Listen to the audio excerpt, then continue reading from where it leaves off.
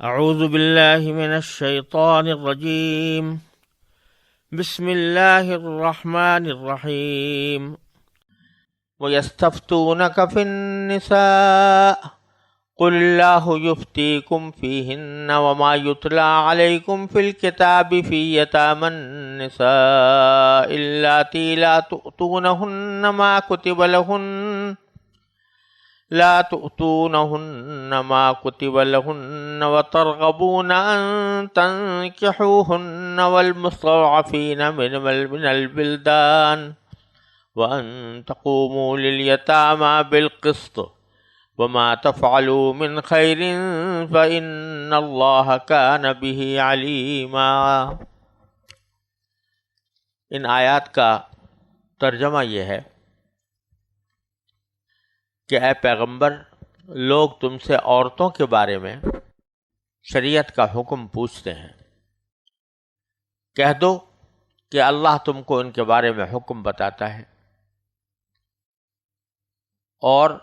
اس کتاب یعنی قرآن کی جو آیتیں تم کو پڑھ کر سنائی جاتی ہیں وہ بھی ان یتیم عورتوں کے بارے میں شرعی حکم بتاتی ہیں، ان یتیم عورتوں کے بارے میں شرعی حکم بتاتی ہیں جن کو تم ان کا مقرر شدہ حق نہیں دیتے اور ان سے نکاح کرنا بھی چاہتے ہو۔ نیز کمزور بچوں کے بارے میں بھی یہ حکم بتاتی ہیں اور تاکید کرتی ہیں کہ تم یتیموں کی خاطر انصاف قائم کرو، اور تم جو بھلائی کا کام کرو گے اللہ کو اس کا پورا پورا علم ہے۔ اس آیت کریمہ کا پس منظر یہ ہے کہ اسلام سے پہلے عورتوں کو معاشرے میں ایک کمتر مخلوق سمجھا جاتا تھا اور ان کے معاشرتی اور معاشی حقوق نہ ہونے کے برابر تھے۔ جب سورہ نساء کے آغاز میں اللہ تبارک و تعالی نے عورتوں کے حقوق ادا کرنے کی تاکید فرمائی اور عورتوں کو بھی میراث میں حصہ دار قرار دیا تو یہ بات عربوں کے معاشرے میں بہت اچنبھی تھی کہ عورت بھی وارث ہو سکتی ہے، یا یہ کہ عورت کو مہر دینا ضروری ہے، یا یہ کہ 4 عورتوں سے زیادہ نکاح کرنا ناجائز ہے۔ تو اس قسم کے جو حقوق اللہ تبارک و تعالیٰ نے خواتین کو عطا فرمائے وہ اہل عرب کے نقطہ نظر سے بالکل نامانوس تھے۔ تو جب شروع میں یہ حقوق ادا کرنے کی تاکید فرمائی گئی اور اس کے مطابق آیات نازل ہوئیں تو اس وقت بعض لوگ یہ سمجھتے رہے کہ عورتوں کو جو حقوق دیے گئے ہیں وہ شاید عارضی نوعیت کے ہیں اور کسی وقت منسوخ ہو جائیں گے، یعنی ان کے تصور سے یہ بات باہر تھی کہ عورتوں کو یہ حقوق ہمیشہ ہمیشہ کے لیے دیے جائیں، تو وہ سمجھتے تھے کہ شاید کچھ عارضی وجہ سے یہ احکام آ گئے ہیں اور کسی وقت منسوخ ہو جائیں گے۔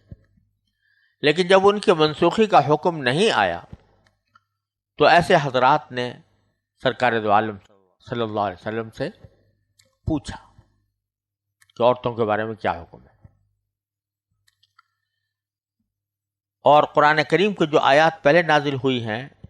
ان میں بہت سے ایسے احکام آ چکے تھے۔ اس کے علاوہ پھر اللہ تعالیٰ نے یہاں پر اسی مناسبت سے خواتین سے متعلق کچھ اور مزید احکام بھی عطا فرمائے جن کی وجہ سے عربوں میں اور عرب کے معاشروں میں کوتاہیاں پائی جاتی تھیں۔ تو پہلے تو آیت شروع ہوئی ہے اس طرح کہ یستفتونک فی النساء، اے پیغمبر لوگ تم سے عورتوں کے بارے میں شریعت کا حکم پوچھتے ہیں۔ قل اللہ یفتیکم فیہن، تو تم کہہ دو کہ اللہ تم کو ان کے بارے میں حکم بتاتا ہے۔ وما یتلی علیکم فی الکتاب فی یتامی النساء، اور اس کتاب یعنی قرآن کی جو آیتیں جو تم کو پڑھ کر سنائی جاتی ہیں وہ بھی ان یتیم عورتوں کے بارے میں شرعی حکم بتاتی ہیں جن کو تم ان کا مقرر شدہ حق نہیں دیتے. اللاتی لا تؤتونہن ما کتب لہن، تم نہیں دیتے ان کو وہ حقوق جو اللہ تعالیٰ نے ان کے لیے فرض کیے ہیں. وَتَرْغَبُونَ أَن تَنكِحُوهُنَّ، اور ساتھ ساتھ یہ بھی چاہتے ہو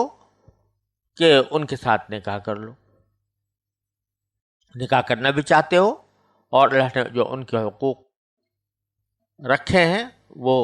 دینے سے انکار بھی کرتے ہو یا دینے کو برا سمجھتے ہو. اس ہدایت میں اللہ تعالیٰ نے سورہ نساء کی آیت نمبر 3 میں جو تفصیل گزری ہے اسی کا مزید بیان اللہ تبارک و تعالیٰ نے اس آیت میں کیا ہے. صحیح بخاری کی ایک صحیح حدیث میں حضرت عائشہ صدیقہ رضی اللہ تعالیٰ عنہا نے اس ہدایت کا پس منظر یہ بتایا ہے کہ بعض اوقات ایک یتیم لڑکی جس کے باپ کا انتقال ہو چکا اپنے چچازاد بھائی کی ولایت میں ہوتی تھی. شریعت میں صورتحال یہ ہوتی ہے کہ اگر باپ نہ ہو تو بھائی، بھائی نہ ہو تو چچا، اور چچا بھی نہ ہو تو پھر چچا کا بیٹا، یہ یتیم کا ولی سمجھا جاتا ہے. تو بعض اوقات ایسا ہوتا تھا کہ کوئی یتیم لڑکی ہے اور اس کا سرپرست اور ولی خود اس کا چچازاد بھائی ہے. وہ خوبصورت بھی ہوتی لڑکی اور اس کے باپ کا چھوڑا ہوا مال بھی اچھا خاصا ہوتا. اس صورت میں اس کا چچازاد یہ چاہتا تھا کہ بالغ ہونے پر وہ خود اس سے نکاح کر لے. ایک طرف لڑکی خوبصورت بھی ہے، مال بھی اس کا اچھا خاصا ہے، تو اس وجہ سے نکاح کرنا چاہتا تھا تاکہ اس کا مال بڑے ہونے کے بعد بھی اسی کے تصرف میں رہے بحیثیت شوہر کے. لیکن نکاح میں وہ اس کو اتنا مہر نہیں دیتا تھا جتنا اس جیسی لڑکی کو دینا چاہیے. تو ہوتا ہی تھا خود ہی ولی ہے اس لڑکی کا،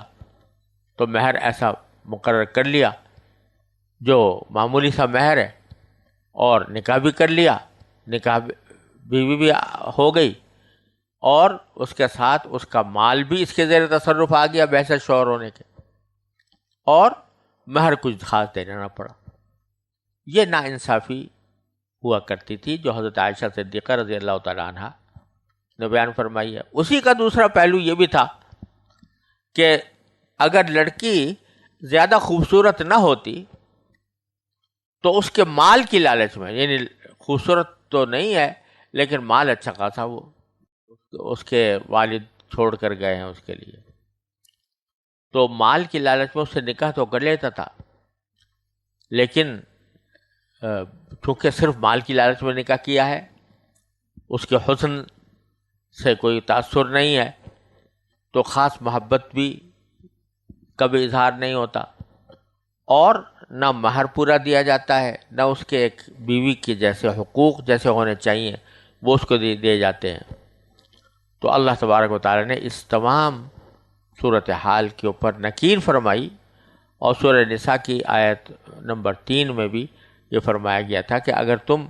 ان یتیم لڑکیوں کے ساتھ انصاف نہیں کر سکتے تو پھر ان سے نکاح نہ کرو، دوسری عورتوں سے نکاح کر لو، اور اگر ان سے نکاح کرنا ہے تو پھر ان کا حق ان کو پورا کا پورا دو. چنانچہ فرمایا کہ